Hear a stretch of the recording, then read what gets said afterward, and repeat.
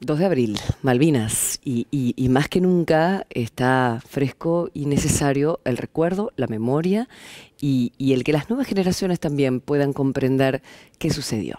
Ahí vemos a los familiares en este último viaje que fue el de identificación.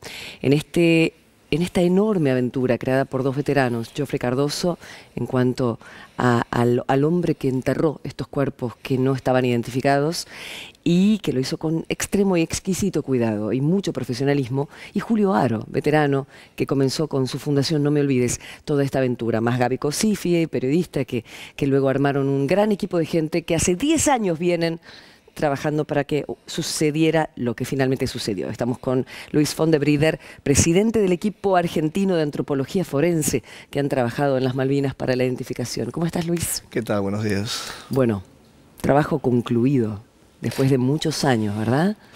En realidad lo vemos como una primera etapa del trabajo, Bien. porque aún quedan 32 soldados que para identificar, para devolverle su nombre, pero sin duda ha sido un paso muy importante que después de tantos años 90 familias sepan qué sepultura está exactamente su ser querido. ¿Cómo comienza? ¿Cómo te llaman para comenzar el trabajo? Tengo entendido, lógicamente estaba Cruz Roja, todo un equipo interdisciplinario que trabajó en el reconocimiento de los restos. Ahí estamos viendo el trabajo en campo, en las islas. Para nosotros comienza hace muchos años cuando diversos organismos de excombatientes, veteranos, se acercaron para preguntarnos si se podía hacer esta tarea. El CECIN y otros organismos le dijimos que técnicamente era posible, pero se tienen que dar dadas las condiciones diplomáticas para que esto avanzara. En el año 2012, la expresidenta Cristina Fernández solicita a la Cruz Roja su participación, su mediación en el proceso. Y al poco tiempo, bajo la conducción del Ministerio de Justicia y Derechos Humanos de la Nación, comenzamos a participar con otras instituciones del Estado en la entrevista a estas 107 familias. ¿Qué les preguntaban, Luis? ¿En qué constaban esas entrevistas? ¿Y cómo a vos personalmente afecta tu trabajo? Básicamente se le explicaba a la familia cómo sería el proceso, qué se pretendía hacer, cuáles eran sus expectativas, sus deseos, sus dudas, y desde el punto de vista técnico se le pedían datos sobre sus seres queridos, datos físicos, biológicos y una muestra de sangre para análisis genéticos. La mayoría, creo entendido, el 98% de la gente que han entrevistado dijo que sí, que querían hacer ese trabajo. Había otros que no. ¿Te ha tocado entrevistar a esas familias que dijeron que no? A mí no, pero del número total que se maneja de 148 familias que no saben exactamente dónde está enterrado su ser querido en las islas, 107 acertaron en participar del proceso, las otras por diferentes razones dijeron que no y eso obviamente se respeta. Claro está. ¿Y cómo fue entrevistarse con ellos? ¿Es volver a traer el tema, un tema que lógicamente nunca se cierra para el que tenga como dolor un ser querido que ha perdido? Son muchas expectativas, volver a estas familias para recordar, no recordar porque siempre tienen presente a su ser querido, a su soldado, ingresar en las casas y ver que mantienen en las mismas condiciones la habitación de su hijo, los efectos personales, con un dolor y una incertidumbre muy grande, claro, y generando una expectativa muy grande que era una responsabilidad muy alta. Como antropólogo, exactamente cuál es el trabajo. Han trabajado de 65 áreas diferentes, estamos viendo en este video que resume muy bien, biólogos, arqueólogos, gente de informática, lógicamente, para procesar los datos. ¿Cómo es? ¿Cómo se ordena? ¿Empiezan a reconocer el terreno? ¿Hacen las excavaciones? Estamos viendo allí. En este caso, en la operación forense en las Malvinas, coordinada por el Comité Internacional de Cruz Roja, se formó un equipo compuesto por 14 profesionales de Argentina, Inglaterra, México y España, donde habíamos médicos forenses, odontólogos forenses, arqueólogos y antropólogos forenses, biólogos, donde de esas diferentes disciplinas trabajamos en el proceso de recuperar los cuerpos, analizarlos, estudiarlos, toma de muestras y la reinhumación el mismo día en la sepultura original de donde extrajimos cada uno de los cuerpos. ¿Pueden determinar cómo muere esa persona ustedes, lógicamente? La causa de muerte no era parte del proyecto Plan Humanitario acordado entre los gobiernos de Argentina e Inglaterra, en este caso era solamente el proceso de identificación y nos concentramos en esa tarea. Claro, la cuestión de ADN y las muestras que les tienen que tomar a los familiares, lógicamente, para cotejar. Claro, el análisis de puntos disciplinarios y las muestras que fueron trasladadas al continente por la Cruz Roja y analizadas en nuestro laboratorio en la provincia de Córdoba.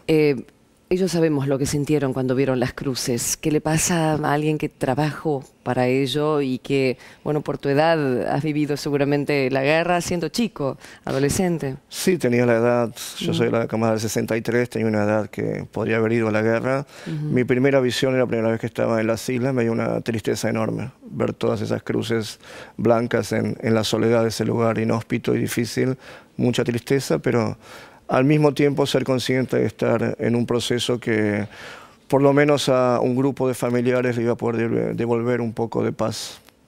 Además de ser histórico, ¿no? De haber unido a la diplomacia en este punto, mientras el conflicto sigue latente, el hecho de dejar a un costado y ver la parte humanitaria, concentrarse en la parte humanitaria y nada más que en eso. Yo creo que lo importante del proceso es que fue un proceso colectivo. Sí. En Argentina nos gusta siempre buscar personalidades, nombres, figuras, y creo que mucha gente participó en este proceso, instituciones desde el Estado y fuera del Estado, gente anónima que no aparece en ningún lado. Entonces nos gusta decir que esto fue un proceso muy importante y que participó mucha gente. El trabajo del inglés Geoffrey Cardoso, el hombre que llamaron cuando termina la guerra para hacer ese trabajo, para recoger los restos, fue especial, ¿verdad? Porque si no hubiera tenido ese cuidado les hubiera resultado muy difícil a ustedes, porque en verdad estaban enterrados en ciertas condiciones que les permitieron a ustedes la identificación más sencilla. Su trabajo fue fundamental porque hizo las cosas por un lado con mucho profesionalismo, creando un cementerio militar muy ordenado, tratando con mucho respeto cada uno de los cuerpos en la forma de procesarlos para ser enterrados, lo que obviamente nos facilitó mucho la tarea durante los trabajos en las islas. Seguro.